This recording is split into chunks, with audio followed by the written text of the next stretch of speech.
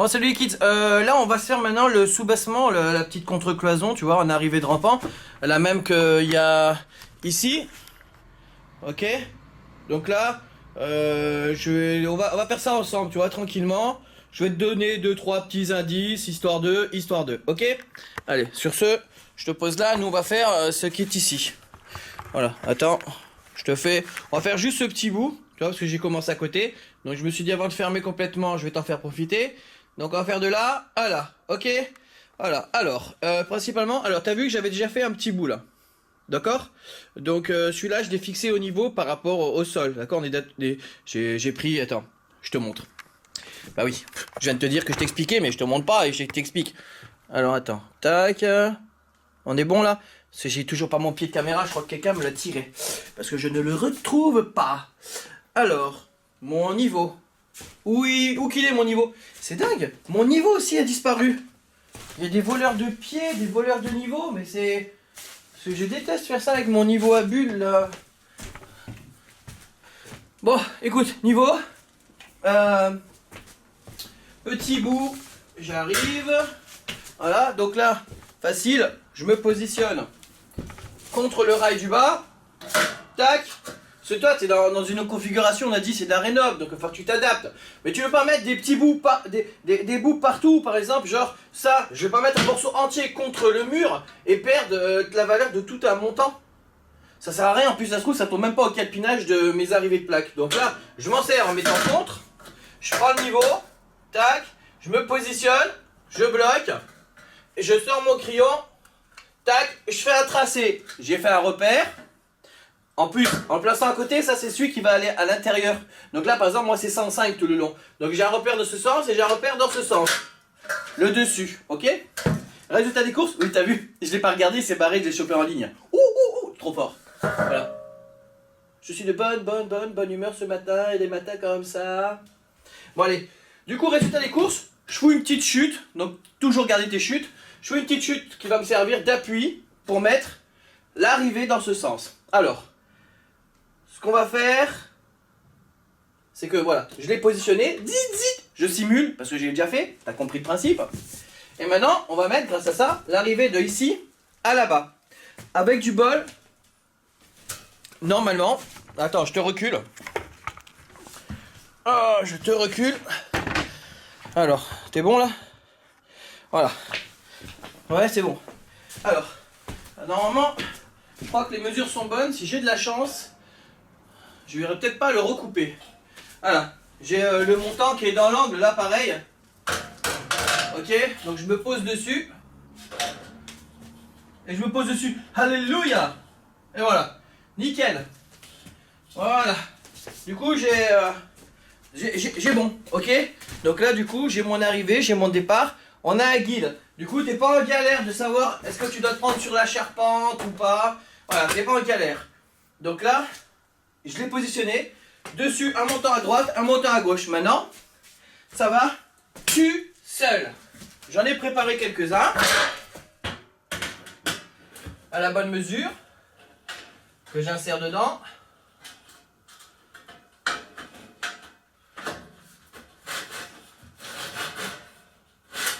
Voilà.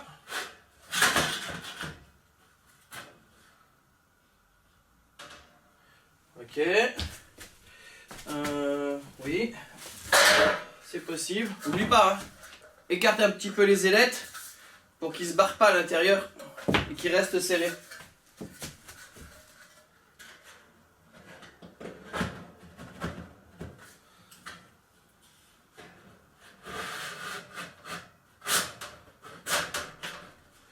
Ok.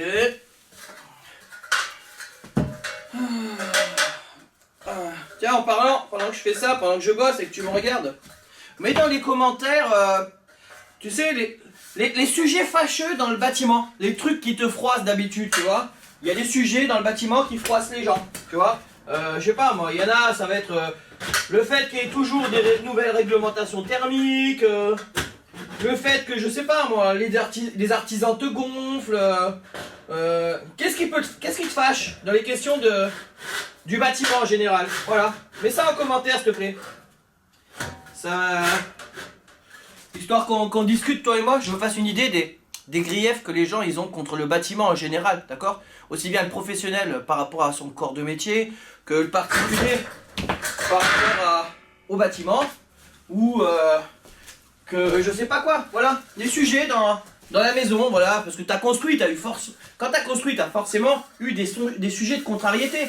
Qu'est-ce qui t'a dérangé? Je sais pas moi, avoir les fiches techniques qui sont pas en français mais qui sont dans une langue étrangère concernant un produit, quelque chose, voilà. Les sujets qui fâchent dans le bâtiment en général.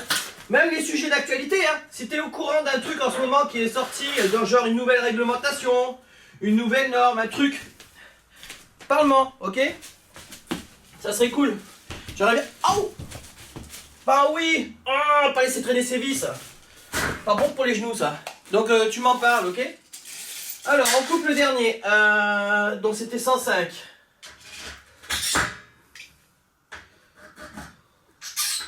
Hop.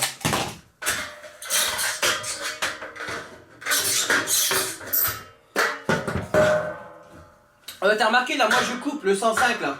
Parce que j'ai encore de la longueur. Mais t'as remarqué que dans les bouts qui sont là, j'en ai avec des petits bouts. Parce qu'en fait, quand je suis arrivé par exemple dans celui-là et que j'ai pris 105, j'ai coupé, je l'ai replié sur lui-même et j'ai pas recoupé. Ça sert à rien. La chute, je la laisse dessus parce que de toute façon, on s'en sert, on va laisser le retour. D'ailleurs, je vais t'expliquer un petit truc après. Donc attends. Hop. Je crois qu'on va avoir quelques explications sympas dans cette vidéo. Attends. Voilà, ça c'est fait. Alors.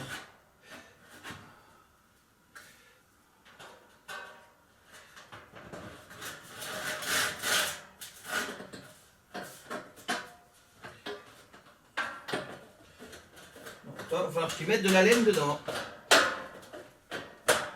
Hop. Là, on ne doit pas être loin de la vérité. Il me semble. Ouais, il me semble bien. Ok, regarde, là par exemple, ce bout-là. Ouais, t'as vu, je suis en mode tranquille, hein, je suis pas en mode speed. Je l'ai recoupé, mais je l'ai pas recoupé, tu vois, je l'ai laissé. Ça sert à rien parce que ça, c'est une chute. Et comme je vais laisser un retour juste pour le maintien de la laine, oui, parce que là, tu te demandes, tu te dis, bah pourquoi est-ce que sur cette distance-là, je fais pas qu'un montant simple. C'est juste pour le maintien de la laine. Quand on va la mettre, là, il va y avoir de la laine entre montant et de la laine derrière.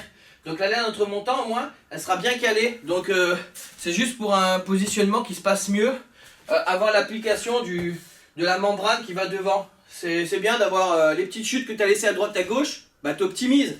Tu vas les mettre en raccord sur ton montage. Ok? Ensuite, alors, attends, j'ai mis ça dans le bon sens. Ouais, je mets tout dans le même sens. Comme ça fera un visuel plus sympa. Ok. Voilà.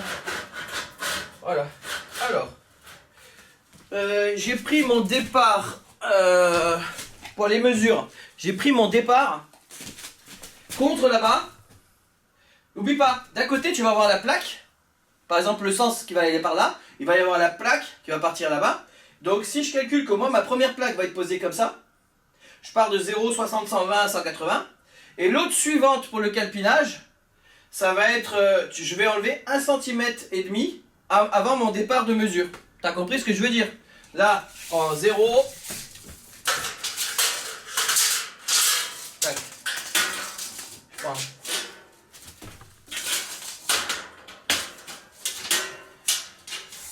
Contre là, je suis à 0, 60, 120, je fais un marquage, 180, je fais un marquage,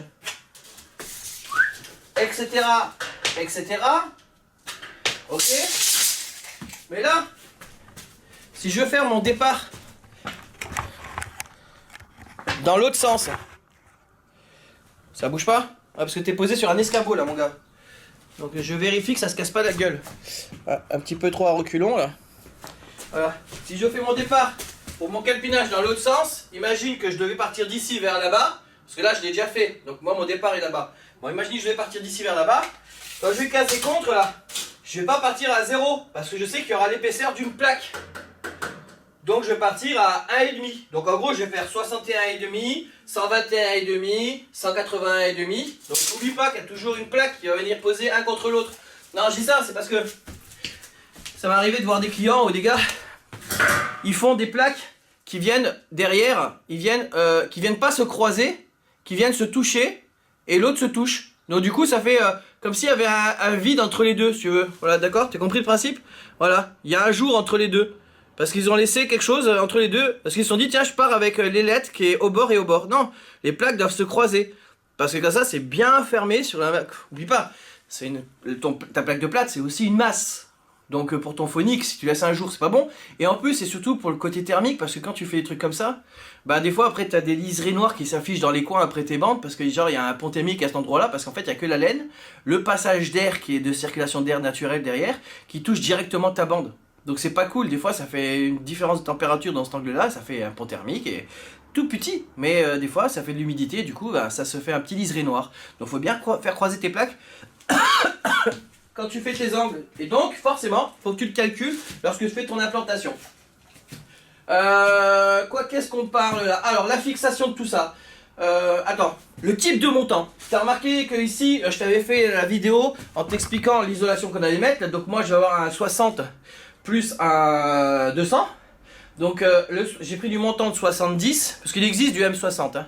Voilà, mais j'ai pris du... Mais bon, tu l'as jamais chez le fournisseur, quasiment. Moi, là où je suis, je l'ai jamais. Donc là, j'ai pris du M70 pour être tranquille, pour que ma laine serre bien entre montants, sans forcer, sans avoir à tailler dedans pour passer les LED derrière.